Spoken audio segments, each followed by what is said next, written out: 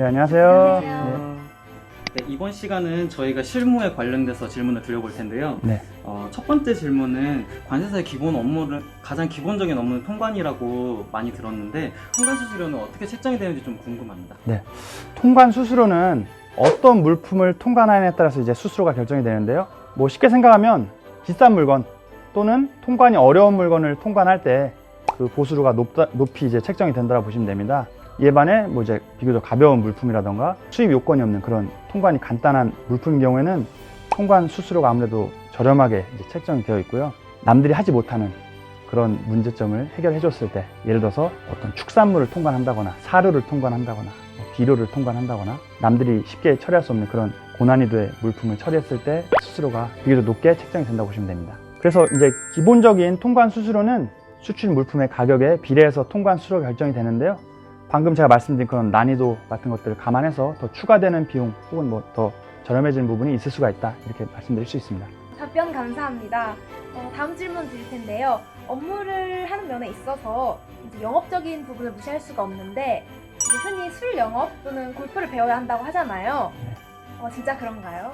일단은 제가 개업을 한 지 이제 만 5년이 다 돼가는데요. 제가 사실 사회 초년생일 때는 개업을 할 생각이 별로 없었거든요.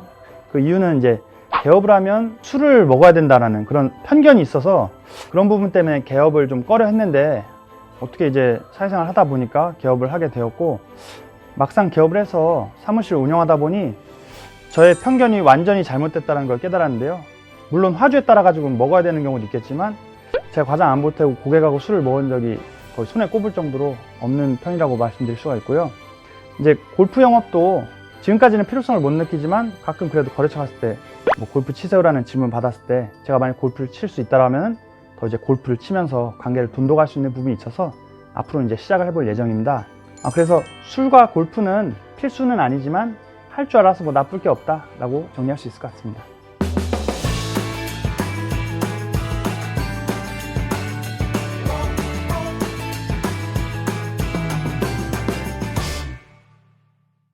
네, 그럼 다음 질문 드려볼 텐데요. 네. 전문성을 위해서 관세사를 시작하게 된 동기들도 많은데 그러다 보니까 컨설팅을 좀 하고 싶어하는 친구들이 많은 편인데 혹시 컨설팅 이렇게 한 분야만 파도 될지? 일단 뭐 아시다시피 관세사 진로가 여러 가지가 있고, 또 처음 관세사 시작할 때부터 뭐 컨설팅만 하고 싶다라고 해서 이제 진로를 찾으시는 분들도 계신데, 제 개인적인 의견으로는 우리가 관세사의 그래도 메인 업무는 통관이라고 하죠. 뭐 우스갯소리로 관세사는 뭐 쌀밥 내지 주식과 같다라고 표현을 하기도 하는데요. 이제 사무실에 앉아서 혹은 뭐 클라이언트 회사에 방문해서 컨설팅 업무만 하다 보면 또 막상 현장이라던가 이런 통관 업무에 대해서 갈증을 느끼기 마련이거든요. 저도 사회 초년생 때 그랬고요. 그래서 컨설팅 업무를 자기 주된 특기로 살려서 진로를 결정할지라도 그래도 한 번쯤은 통관 현장을 경험해보는 게 낫지 않나라는 생각이 듭니다. 다음 질문은요. 네. 관세사 합격 이후에 경쟁력을 키우기 위해서 차별성을 둬야 한다면 네. 어떤 게 좋을까요? 제가 아까 말씀해주신 그런 통관 보수료와도 관련이 된 부분인데요. 자기만의 주특기를 찾는 것이 중요합니다. 뭐 남들 다 하는 그런 일반적인 품목보다는 남들이 쉽게 접근하지 못하는 그런 특수한 요건이 있는 품목들에 대해서 경험치와 이제 능력을 쌓는다라고 하면 좀 더 효율적으로 영업 활동을 할 수 있지 않을까 하는 생각이 듭니다. 이제 대표적으로 어떤 식물, 식품, 뭐 축산물 이런 영역들이 있겠죠.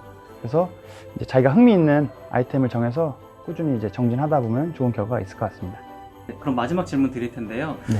지금 한 회사의 대표로 계시는데 혹시 개업할 때 필요한 요건 이런 것들이 있을까요? 저 같은 경우에는 개업을 할 때 아무런 미천이 없이 이제 시작을 한 케이스라고 볼 수가 있는데요. 막상 개업을 해보니까 세 가지 중에 어느 하나만 있으면 그래도 개업해서 이제 자리 잡을 수 있겠다는 생각이 들더라고요. 첫 번째로는 사람, 두 번째로는 돈, 이제 자금력이죠. 세 번째로는 실력인데요. 이 세 가지 중에 어느 하나만 있어도 저는 개업해서 승부를 볼 수 있다고 생각이 됩니다. 첫 번째로 사람은 이제 우리가 결국에는 클라이언트로부터 어떤 일을 위임받아야 되는 입장이다 보니까 그런 자기만의 인간적인 매력이 있다거나 어떤 소통 능력이 있다거나 혹은 뭐 지인, 이런 인맥들이 많아서 나한테 일을 줄 수 있는 그런 사람이 많다라고 하시면 개업을 해볼 만하고요. 두 번째로는 돈, 이제 자금력이 될 텐데요. 인맥도 없고 실력이 없더라도 돈이 있다라고 하면 이제 개업을 해서 버틸 수가 있겠죠. 그래서 두 번째로는 이제 자금을 들 수가 있겠고요. 세 번째로는 실력입니다. 아까 통관 수수료 부분에서 말씀드렸고 방금 영업 전략에서도 말씀드렸는데 자기만의 어떤 특수한 실력이 있어야지만 개업을 해서 버틸 수가 있습니다. 여러분들이 남들 다 하는 거 해서는 아무래도 좀 더 시간이 많이 걸릴 테니까 자기만의 주특기, 필살기를 갖추신다면 개업에 도움이 될 거라고 생각이 되고요. 말씀드린 세 가지 중에 어느 하나가 있다라고 생각이 되시면 개업을 추천드립니다. 네. 이상으로 실무와 관련해서 궁금한 점들을 여쭤보았는데요.